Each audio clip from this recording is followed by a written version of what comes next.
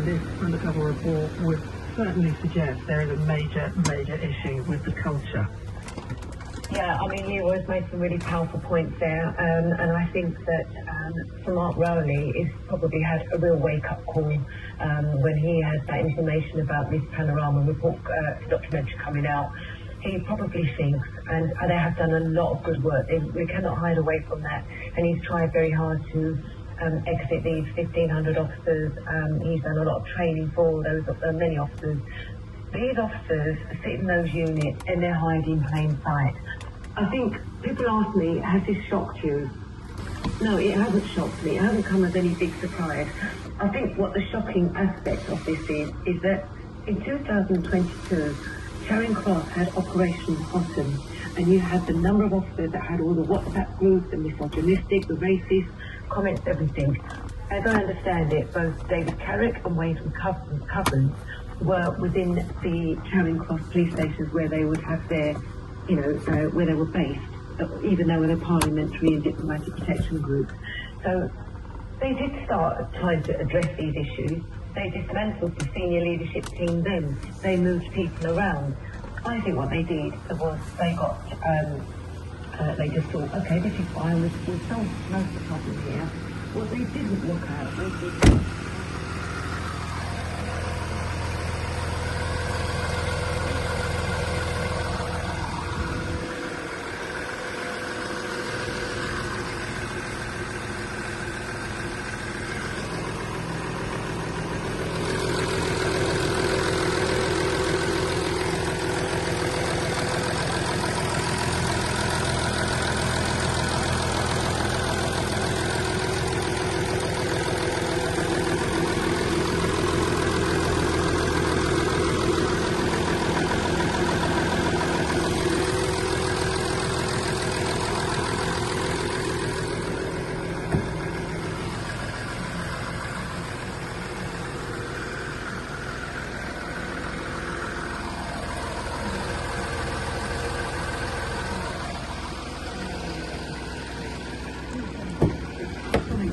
if you want to read this, it's an incredible piece of work that Panorama's done.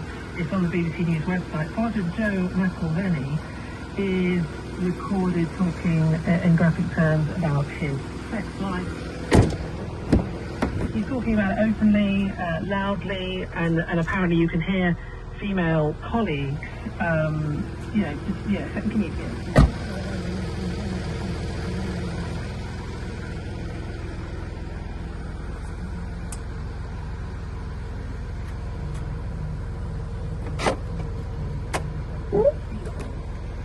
Panorama didn't have full details of the case, but then you had a female officer later telling the undercover reporter about her anger. I think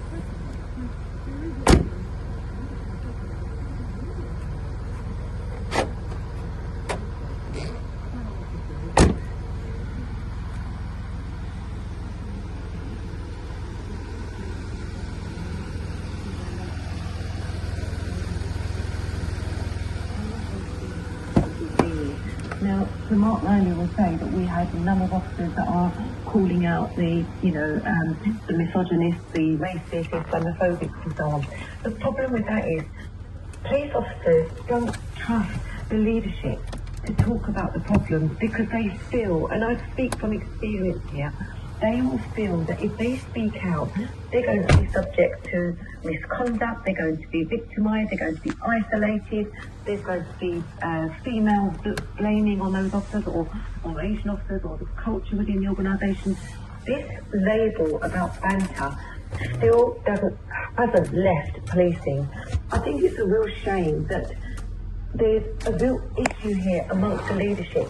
How is it that these catastrophic issues that have now been identified within Charing Cross